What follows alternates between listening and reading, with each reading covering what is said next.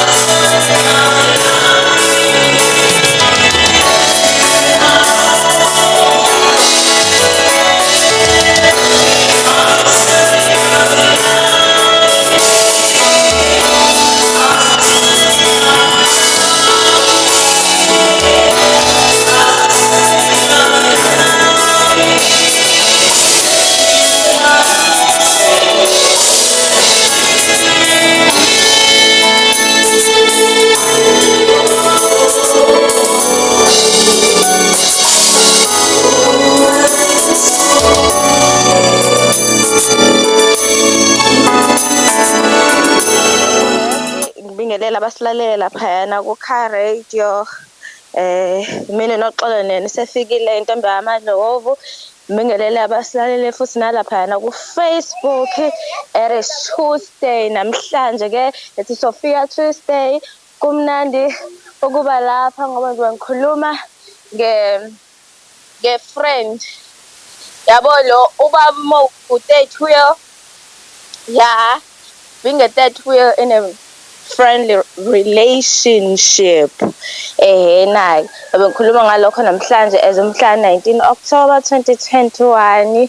Siyazi ukuthi ziningi izinto ezicelebratewa ngalosuku ngoba ngihlezi ngisho izinto ezicelebratewayo. I just wanna say ukuthi ungaveli uyitshela ukuthi mhlambe sekuyi-holiday. Sometimes kuyabe holiday, sometimes kungabi holiday. So do not get me wrong ke bese ngisho izinto ezicelebratewa namhlanje as kumhla ka 19 October 2021. And ungayikhohlwa itopic yethu namhlanje, it's being a friend, it's being a wheel it's being a third wheel in a relationship or in a friendship.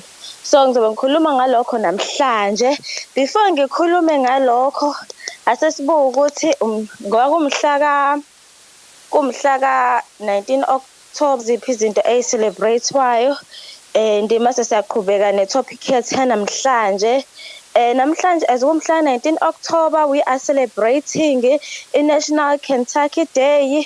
Mase kuba i-National Seafood Biscuit Day. Mase kuba a pro-life day of silence. Yes, solidarity, that Tuesday in October. Mase kuba i-National Pharmacy Technician Day ngoba ku Tuesday. Namhlanje ke it's a wonderful day. I just want to say this. Don't compare yourself. Be grateful. Be present. Just be yourself.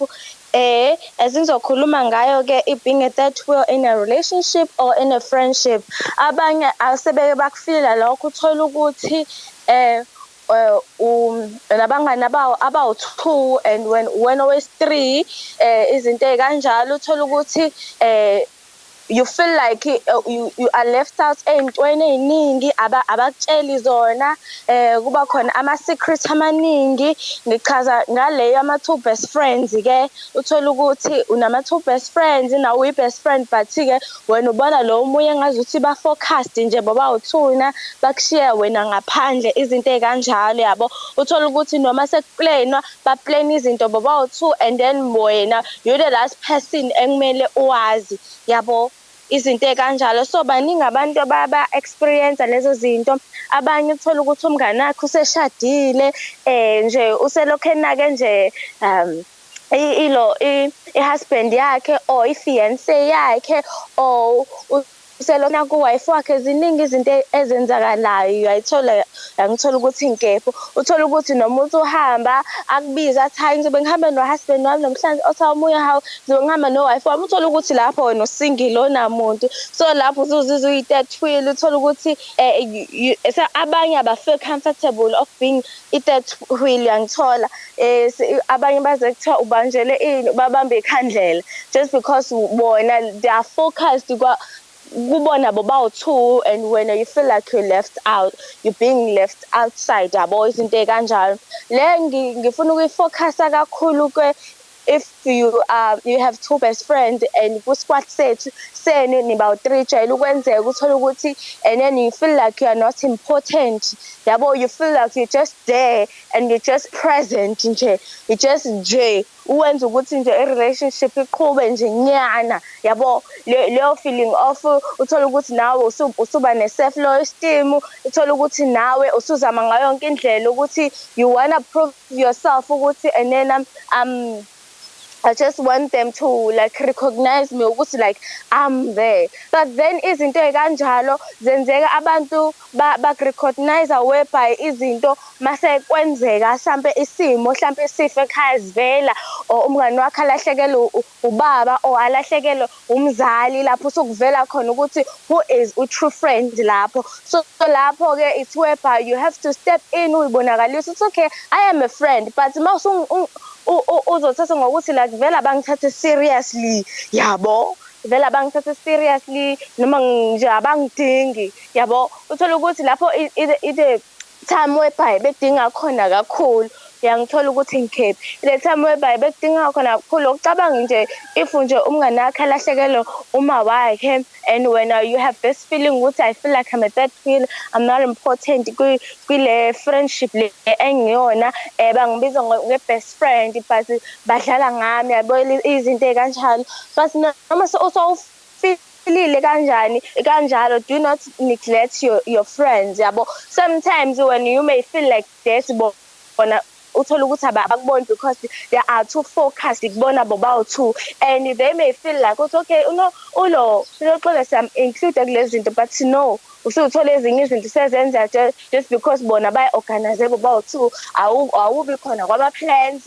nje izinto ey'ningi bona bakufaki kuzona ngizwa ukuthi abakufaki kuzona i-check now you are not important and you just there as a friend you just gave it title ukuthi okay ngimngani vele yabo but you don't feel like ukuthi wena umngani it's just a title ukuthi umngani and nawe futhi you don't feel like ukuthi babangani bakho it's just a title ukuthi nabangani angithola ukuthi ngithini uthola ukuthi you just don't feel it uthola ukuthi ubona abantu uyabona usuya-comparisha manje ama-friendship ukuthi yebo abantu bayakhiphana abantu bayacheckana izinto ey'kanjalo abangani bayacheckana izinto nihlezi ngixoxa nabangani benu izinto ey'kanjalo uthola ukuthi lokho nene akwenzeki kuwena ithiwe phela nawe usuyabona ukuthi usuyayibuza ukuthi mina ngihlalelani le vele kule friendship nyana le kuthiwa sama-besties or what because I don't feel like a bestie because izinto ey'ningi angitshelwa zona in this friendship yangizwa ukuthi ngithini na-ke mase-ke kuba khona izinto ezenzakalayo kuthiwe bhayi abanye baba ne-self-low esteem uthola ukuthi nje useyayigxeka kwayena omunye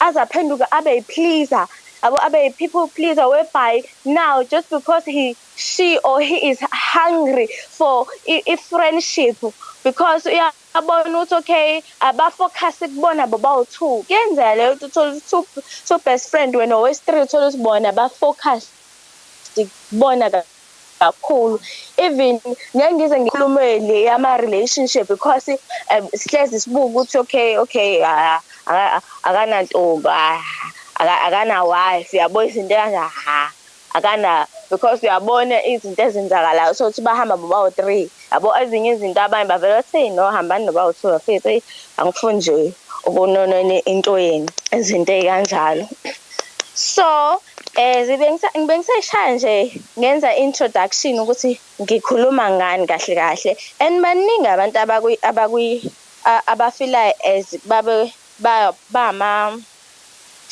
wheel yabo izinto ey'kanjalo. Being a third wheel is not a bad idea but abanye bayakwenza ukuthi let me just be a third wheel abanye if kuyi-friendship benginabangani angi-expect-ile ukuthi ngibe yi-third wheel yabo izinto ey'kanjalo angi-expect-ile because i-third wheel buwubone leli bhayisekile angazi ukuthi libizwa ngani linesondo elilodwa ngaphambili la manye nesithuthuthu futhi nakhona uthola ukuthi isondo elilodwa ngaphambili la amanye awu-two ngemuva kube kanjalo so ukubone nawe ukuthi ngeke ngazi ukuthi liyabhoreka leli sondo leli yabo elingaphambili just because la ngemuva awu-two angazi ukuthi awabhoreki bayasaphothana yabo wena ubona ukuthi bayasaphothana laba abangemuva wena ungaphambili wedwa but mase kukhishwa wena ongaphambili as a third wheel ngizokwenza ukuthi ngikubize as a third wheel cause i-example engiyenzayo ukuthi isondo lingaphambili sometimes when you feel like okay elinye lingemuva ngikaze ngiyibone-ke isondo elingemuva elilodwa yabo so into engifuna ukuyisho ukuthi okay kufike-ke lapho lisuke isondo elingaphambili bucabanga ukuthi uma lisuka le sondo leli elingaphambili i-third wheel engaphambili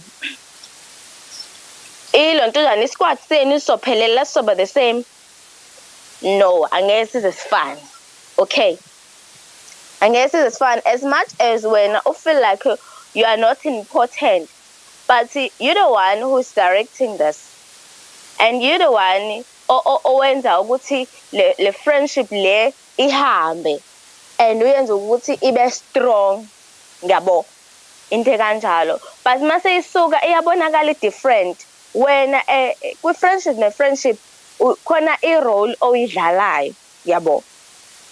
As khona i-role eyidlalayo, you may feel like you are not important, yabo. Izinto kanjalo ufile ngazi uthi nje yabo ngazi uthi abangidingi lana angitholakali nje, yabo. Uthola ukuthi bayakudinga ukuthi inkinga wena ufuna abadinge in such a way bona abangakudingi ngayo. Yangizwa ukuthi ngithini? Bebengakudingi ngaleyo ndlela, just leave it, yabo, because lokho kokukhetha ama-feelings zakho usuba nama-negative thoughts about your friends, especially friends, best friends, because kuba khona i-squad of 3, abanye babe squad of 2, abanye-ke babu 6, yabo. Izinto kanjalo kuhlukile, angazi ukuthi iyaba khona yini i-third wheel kwi-squad of 6, angazi, but ke mina ngila kula yama-3, yabo. And iyenzeka even nala eyama-relationship angiyiphathi, but then ngizonifundela since ngiyitholile information yakhona ukuze nawe uzothola ukuthi ukephi, yabo, because angikwazi ukukhuluma ngento engingayazi, especially ngoba mina ngiyayazi le yama-best friend, ingakho bengilokho ngikhuluma ngayo kakhulu, angizwa ukuthi ngithini, yeah. Ngisazonabela nje le yama-best friends, yabo.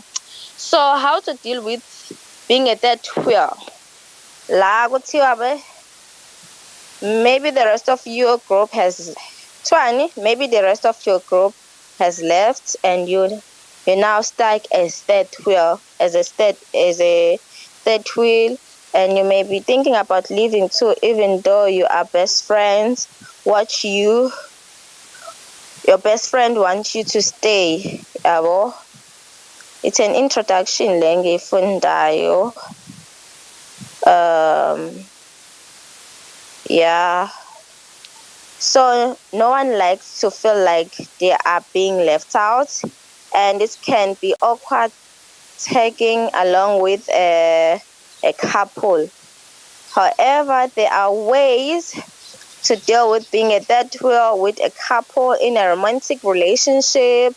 As a part of a friend group, with a little work, you can maintain your relationship and handle being a third wheel in different situations. Yabona. So ngizonifundela in a relationship because angikaze ngibe nayo experience yokuthi thola ukuthi umnganami uyadate-ke sengilokho ngihamba nabo izinto kanjalo, no.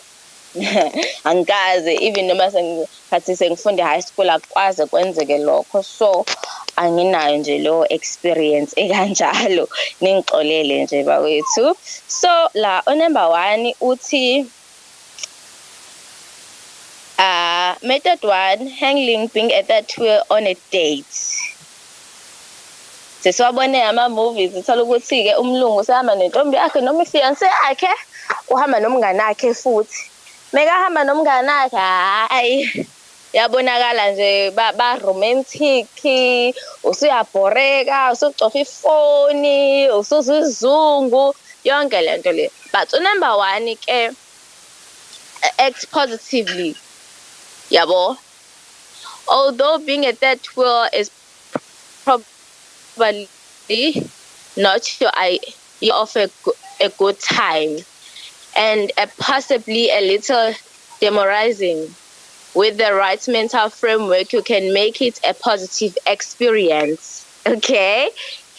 One easy way is to do that is to act like you are having a good time and not be a downer.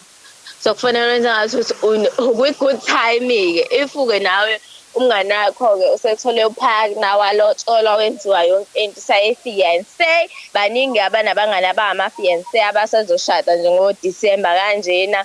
Uthole ukuthi umngani wakho nje uyakumema ukuthi hayi asamene ngihamba no-fiance yami kanje kanje, and nawe usiyahamba-ke uyabona nje bawo-lovey-dovey ba-romantic, noma bahlala bawu-2 wena uhlala wedwa usuyabonakala ukuthi hhayi ngeke u-single yabo, usubambe ikhandlela, izinto ey'kanjalo. So you have to like act like you are having fun, ungadabukisi yabo.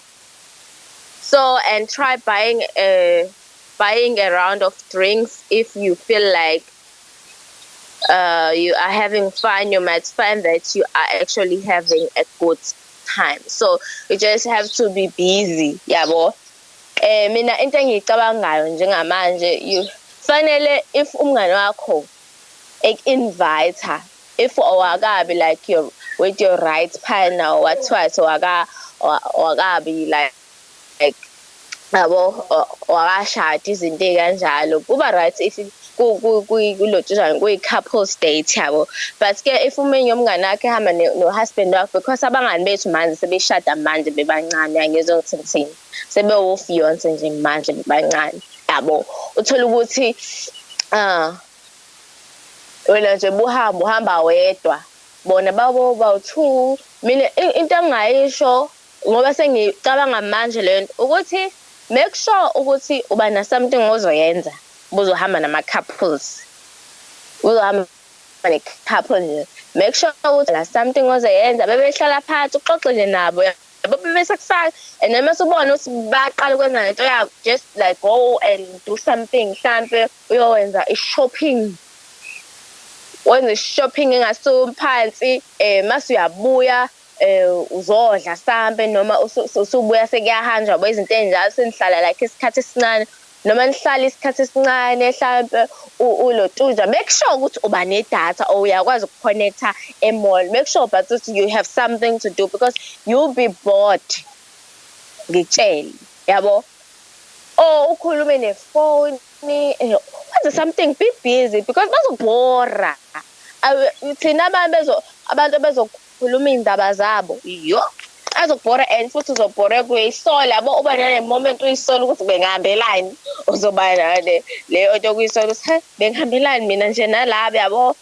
Nje usufeel usiyabhoreka izinto. Make sure ukuthi uba na something in mind ozoyenza, especially if you're a girl, wazi kahle it's okay mngani ufuna okay mngani mina ngizofika laphayana ngiyokwenza izipho, emva kokwenza izipho ngifuna ukwenza ikhanda, emva kokuthi ngifuna ukwenza i-shopping, but ngizonibona ngizolokhu ngisikhatha ngi-check ukuthi nihamba kanjani yabo, ngi-check ngihlale kancane nani yabo, nje ube busy yabo, izinto ey'kanjalo. And number 2 kuthiwa be supportive. Instead of focusing on the fact that you are a third wheel, try focusing on your friend's relationship and think your role as a providing moral support for your friend and their love life. If you understand your role as being a supportive nature, being a third wheel might become less of a choice yabo, izinto ey'kanjalo. Okay, but be supportive, especially if umngani wakho niyazi ukuthi nena ama-relationship abanama-ups and downs yabo. So just being a supportive friend yabo, if umngani wakhe ekudinga regarding a relationship yakhe, make sure even if advise about something. Abantu-ke ave bethanda ukuthi advise kanjani, uthatha i-advice nje kumuntu ongashadile yini leyo, uthatha kanjani i-advice kumuntu o-single, izinto ey'kanjalo. But if umngani wakhe eza kuwena mhlawumbe unenkinga about i-relationship yakhe ntontontoni, but just try ukuba like give like i-positive advice yabo, into engakutshela yona. Ungabe usukhuluma kabi manje ngo-husband yakhe noma nge-fiance yakhe, ngoba mase bexolelene bona bo-2, because ingakho kuthiwa iy'ndaba abawu-2 azingenwa totally. Sebexolelene bona bobawu-2 wena ususele umngane wakho lo because abantu bayakhuluma uzosho ukuthi hayi umngane wami lokho ethi unjena like kanje ususele wedwa eceleni nokuthi ungangeni indaba zabantu abaxabanayo isikhathi esiningi uthola ukuthi usuzobhedimouth-ke uhappy kamngane wakho usuzombhedimouth usuyalwa yonke lento le masebexolelene usufila left out usanakiwe sebexolele lapho usudinwe ngazuthi bekulinyaza wena usudinwe ngazuthi nje usungenela isikhali umngane wakho izinto kanje akufanele wenze kanjalo yabo if uzama ukusupport umngane wakho msupport positively not negatively uzokhuluma amagama angafanele wakhuluma uzoxabana nefiance yakhe or husband wakhe noma wife wakhe izinto kanjalo but just try and give advice kumngane wakho kuphela futhi advice yona positive not le negative obonayo ukuthi izowisa umshado izinto kanjalo izophelisa ilotshana relationship yabo. So just be wise if you hit that wheel when you have to be wise. Yabo. And number 3, try not to make things awkward. The easiest way to make being a third wheel not fun is to make it awkward. Yabo. Try not to constantly refer your friend as a third wheel and lament your singleness. So be sure to avoid wallowing in your self-pity and making things uncomfortable for the couple you are with. If you can do it, limit how often you talk about being single. If you are single, you can yes. Instead, try to discuss things that you all have in common. Yes, like saying nasal ID.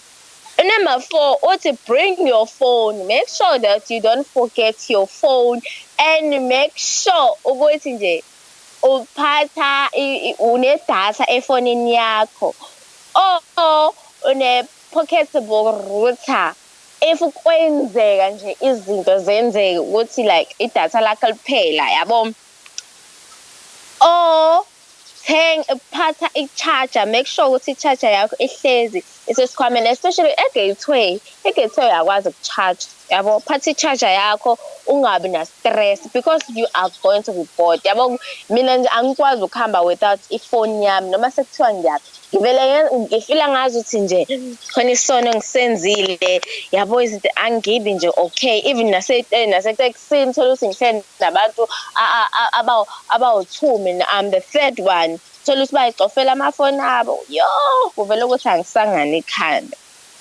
So it's very important ukuthi just bring your phone. Although it is typically considered rude to be on your phone when spending time with others, it might be a lifesaver in a third world situation. So you can use your phone to invite another friend to wherever you are, so that you maybe just a friend yabo. It can also serve as a nice distraction from the couple. And try not to be rude, but if your couple friends are ignoring you, your phone might save the day. So a phone can give you some distance from the romantic couple, even if it isn't physical distance. As you go to focus on phone, make sure that you bring your phone. Make sure that you have something to do. And number 5, let them know if you feel uncomfortable. Yabo. The worst case scenario for being a third wheel is that the people you are with starts getting hot and heavy with each other. And if you are out with a couple and they start making out or doing things that make you uncomfortable, you should definitely let them know about it. Yabo, and ask them to stop, and if they don't, get out of there. So that is really inappropriate, and you might want to reconsider hanging out with them in the future. So it is very important if a couple ohamba nayo isikwenza ufeel uncomfortable, ubatshela ukuthi no guys, please stop, lento eniyenzayo angikho comfortable ngayo yabo. If they are lost belokhe beqhubeka nayo, just nje hamba utshela ukuthi sengiyahamba ngekhaya, or I'm just like going out somewhere, yabo izinto kanjalo, just get a fresh air or uhambe totally, because ayikho imnandi feeling of loneliness and ukuba uncomfortable ngento eyenzakala phambi kwakho, because it's inappropriate to tell ukuthi they're being romantic with each other in front of you. It means there's respect now. But now if uthula, they will think it's okay, we understand ukuthi we are a couple. So if they are doing so phambi kwakho, just tell them. If they are like disrespecting you by continuing with that act, just leave them. Yabo. Yeah. If you want to give them time alone for a little while, you can simply say something like, I'll give you guys some privacy and leave the immediate area for a bit. Okay? And number 6, invite someone else. Make sure you invite omunye umuntu if abangani bakho bama couples. Umngani wakho unomuntu wakhe and shubile. Just make sure to invite omunye umuntu ozospenda isikhathi naye. Yabo, it's either your friend, yabo, umngani wakho. Okay, if you find yourself invited to something where you know that you'll be at that wheel, try to bring along someone else and find someone, be it a friend or a relative, who can bring along to chat with you. You can bring along to chat with you. And this way, not that will dynamics developed and you do not feel like the outsider. Okay, so be sure to make plans ahead of times. If you are invited someone at the last second, they will likely say no. So you have to be when some plans ahead. If I see out with my fiance or my husband, make sure ukuthi uza nosisi wakho umtshele nje ukuthi okay ngifuna esendaweni ethize, because if usho late angeke uze kwenzela lokho, abantu ba busy nezo. Okay, number 7 uthi go somewhere else. If you find yourself in a third world situation and it is miserable, yabo, just get out of there. Baleka nje ngeenyawo zombili, just baleka. Make sure you run. Engazi ukuthi ubona nje, hey, angonisho nokusho. Ngiyadlala engazi ukuthi ubona igovu, ubone le nje enkulu. Yo, lezi nangikhumbuza ke, but ke angekho lapha. Ave kubuhlungu ukujahwa inja, by the way. And ubaleke kuhambe lapho. Say that you are not feeling very well or that you have some other obligations, ne?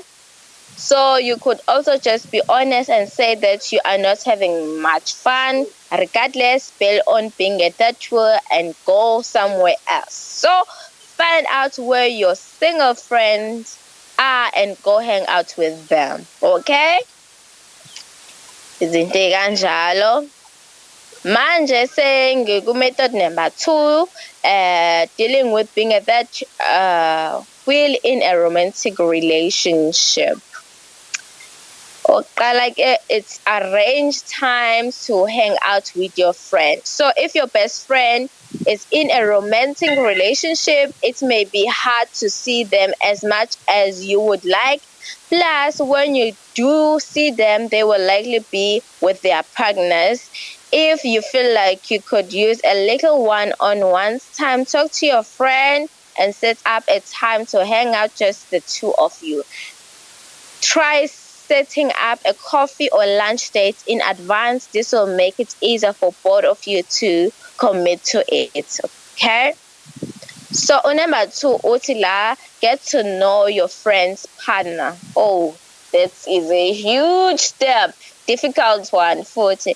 If you find that you are spending a lot of time with a couple, get to know your friend's partner. You may find that you really enjoy the company as well. So at the least, getting to know your friend's partner will help you feel more comfortable around them and and make spending time with them a little more enjoyable. So if appropriate, try hanging out with just your friend's partner. You might develop a friendship on your own. This is a difficult one because ezinye izinto za-backfire, yabo. Because angazi singangibukela ini, but it was a true life, a true story, yabo. Lapho I was reading it somewhere. I was on a newspaper or with social media, but kwenye group nje ukuthi but abazisho amagama ukuthi enena umngani wami usuze wachitheka umshado ngenxa yamngani wami ukuthi umngani wami awuchithekanga umshado, wafuna ukuthi abe nesithembu. Ulontshujana uhusband wakhe wathi nje ufuna ukuthi abe nesithembu, wacela kunkosikazi ukuthi secela ukuba nomunye unkosikazi omunye nje umenza nje umnakwethu kanje, yabo, izinto kanjalo. Bese fika avuma-ke, mesevuma-ke nje lo sisi, mesefika akalindelanga ukuthi kuzoba umngani wakhe, u-best friend wakhe oxoxa naye inkinga ukuthi kwenzakalani eparadise, yabo. Ngoba useyazi-ke kwamdisappoint ukuthi umngani kanjani lento leyo ukuthi ngimxoxela zonke iy'ndaba zaseparadise, yena usejike usekubo yena futhi ozoba u-second wife kalontujana ka-husband wami, angizwa ukuthi ngithini. So that point yokuthi uhange out wedwa with your friend's partner is not okay, and me myself, I'm not approving it because not as if I'm not trusting myself or my friends. No, it's not about that, but anything can happen. So you mustn't spend time with your friend's partner alone. It may seem inappropriate. Yeah, boys, so if you feel like you have to, if you feel like kube kanjalo, you just have to ukuthi uyibone ukuthi umekephi, because mina I'm not approving it. And number 3 too, be more independent, yabo. Be more independent. Abantu bayakuthanda ukudependela kwabanye abantu ungazi ukuthi kwenzakalani. So your friend's relationship might be a great time to do your own thing instead of doing things with your friend and their partner. Do stuff on your own, indulge some of your hobbies, or try out new things. And importantly, to take some classes on your own, like cooking or karate. If you feel emotionally comfortable with the concept, you could also try online dating. If usumdala, ingakuglisha. So because indlela ekubona abantu abaningi bayashada, yebo, ave kushada emhlabeni kuyashada. And yazi itori esifunda like on Facebook, uthi thola ukuthi sebeyasitshela ukuthi umuntu bese shadile, athi mina ngamthola ku Facebook, I don't respond kwama inboxeni, yabo, izinto kanjalo kwama DMs and izinto kanjalo, yabo. So number 4 uthi give the couple a space, yabo. The easiest way is to handle being a third wheel is to spend less time with the couple. You do not need to do everything with your friend and their partner, and they would probably appreciate a little more space. Try to call or text them less and less. Insisted about hanging out. Put the ball in your friend's court and let them initiate friends time. Yeah, well, friend time. So this is particularly important early on when your friend is figuring out the new dynamic of their friendship, of their relationship, I mean. So, yeah. So give them some space and let them get their bearing. So if the couple tries to include you more than you want, politely decline. now no ungabe uhlezi uvuma nje mebekubiza nje, just say ngibhizi something, I'm going somewhere, yabo izinto ey'kanjalo. And you should okay, however, this does not mean that you should turn a blind eye to bad behavior. If your friend's partner is bad news, let them know about it. So abanye bengaba bekulisini, mhlawumbe abanye bengayitshela ukuthi hayi umngane wami uzovela athi we nginomona ngumuntu wakhe ngoba emthanda kanje kanje kanje, usumtshelile ukuthi umuntu wakhe akekho right, yabo. But if you don't want to risk it, angazi ukuthi ungamtshela kanjani, because ezinye izinto kufanele abanye bey'bonele ukuthi umuntu wakhe unjani before aze ngaze kuthiwa uzonisha umshado omuhle kanje, wena obaxabanisa izinto ey'kanjalo. Yabo. So bathi number 6, find your own partner. So yeah, find your own partner. Method number 3 of managing being a third wheel in a friendship le ade ngishilo ke ekuqaleni ade ngisha introduction ngayo ukuthi ungenza njani. So talk to your friends. Number 1, if part of ilotshani squad so 3, tshela abangani bakho ukuthi you feel like you're not like, you feel like awubalekanga, you've been let out nje ey'ntweni ey'ningi, uvalelwa ngaphandle ey'ntweni ey'ningi, izinto ekanjalo. And they might realize ukuthi ufila kanjani, yabo.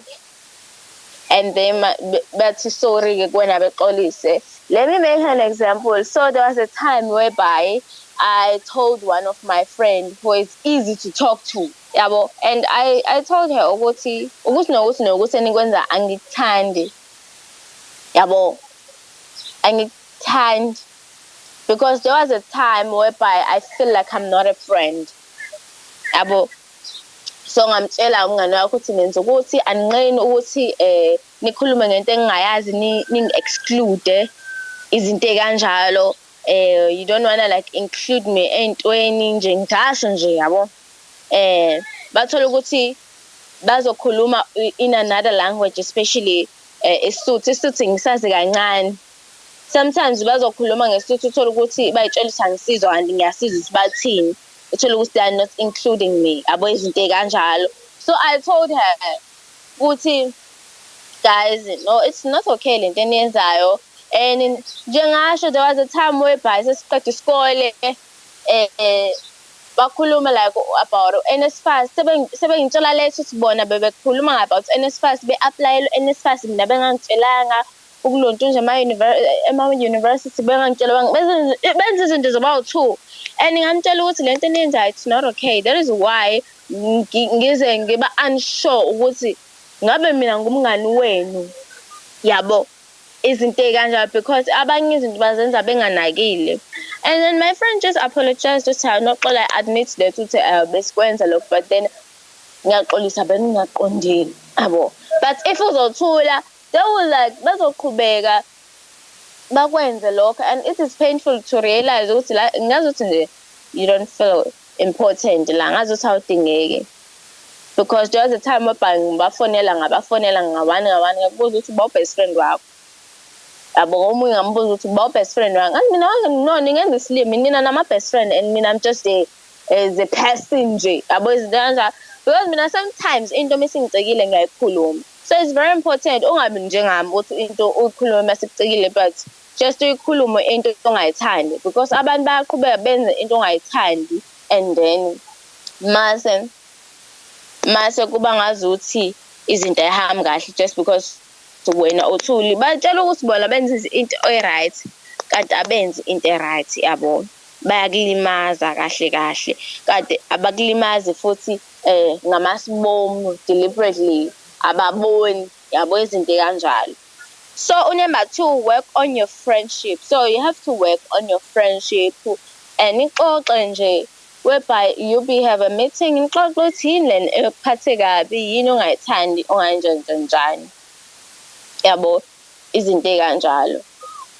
And uxoxeka lungabe usulwa because there was a time whereby mina ngiyafona mfanami into masengimi la ave ngifona angifuni ukuqamba amanga bengazi kuthiwa kuthanda uxolo ave kuthanda ukuxabana nomuntu no angisuke ngingaxabani nomuntu especially to my friends ngiyafona into mase ingasangiphathi kahle ngiyakufonela nje ngikutshele ukuthi uhleli nobani angihlangani akufonela nje ngikutshele because mengakutsheli kuzoba ngizothini ngizokhuluma nomunye umuntu yabo and futhi I've realized ukuthi I mustn't share indaba engikhuluma nabangani bami nabanye abantu especially nezinye exoxa nabangani bami nabanye abantu because abantu bayaxabanisa so ngifonela wena mnikazi wendaba kufonele especially if you are my friend wenza into engayithandi.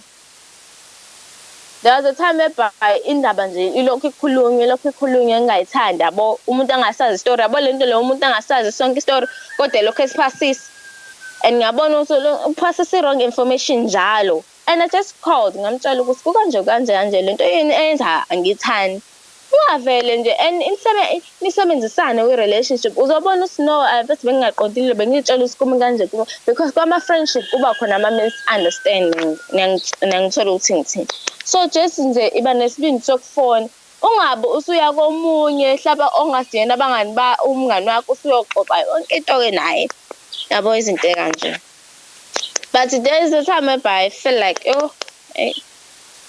kuhard ukuba umngani yabo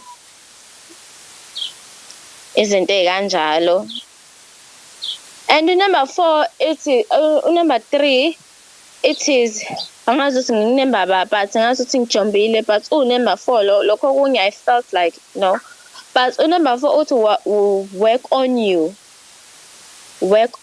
so fanele usebenze kuwena. Think of your friends pairing as an opportunity to work on you. Spend time enjoying your hobbies and picking up new ones. Yabo. So it's very important to work on yourself, no matter what. Just focus on yourself. Show yourself love. Yazi self-love wenze yona. If ungana information about self-love, just Google ukuthi wenza kanjani self-love. So by you do things that you love. Ube ne-solo date. Buyibuka ukuthi I'm so beautiful. Ube nama-positive. Ube nje positive yabo nje. Ufocus kuwena. Ukuthanda upheke nje. Ufunda ama-new recipes. Izinto kanjalo yabo. And unemba angazi sengikuba I think bekuyi last one leyo but ke ngoba okay because number 4 both to work on yourself number 5 futhi schedule some group activities, organize some 3-person activities that will require your involvement yabo nidlale nabangani bakho niye out fanele nje niye out nje nispend isikhathi nabangani niba u3 yonke into nikhulume niba u3 na kube khona ama-activities uzobona ukuthi I have a good friends yabo because sometimes ama-activities ayenza ukuthi i-friendship iqine nibe ne-story eningasikhuluma but abangani bakho uwazi i-strengths samngani wakho uwazi ama-fears amngani wakho ama-weaknesses izinto kanjalo while nibe kwama-group activities enye yabo. Okunye futhi ongakwenza is to expand your group yabo thola ukuthi suba nabangani abaningi ungabi nabangani ungayenza mistake yami ngibe nabangani abawu2 kuphela yabo ungayenza mistake yami because I don't know mina umuntu bengihlangana naye I don't know but as kumngani wami akubi lo mngani lo whereby kuba best yabo like but babangani bami ngiyesithini uzinkinga ziyalahleka inamba noma ilahleka inamba kuba kodwa bese sihlangana siyakhuluma ezabangani.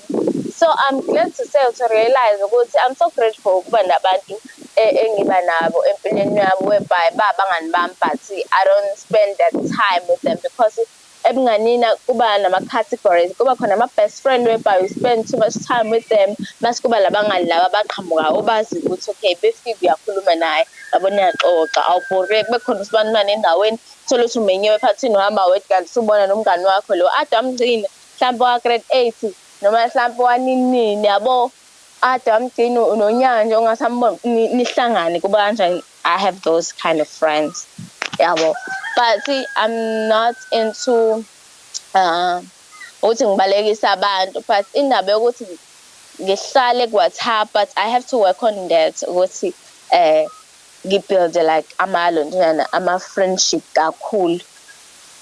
But mina ukuthi angisithandi isquad esiningi inkinga yami yabo, thola ukuthi nginabangani abaningi and ubona high school thola ukuthi i-squad of 6 bangani.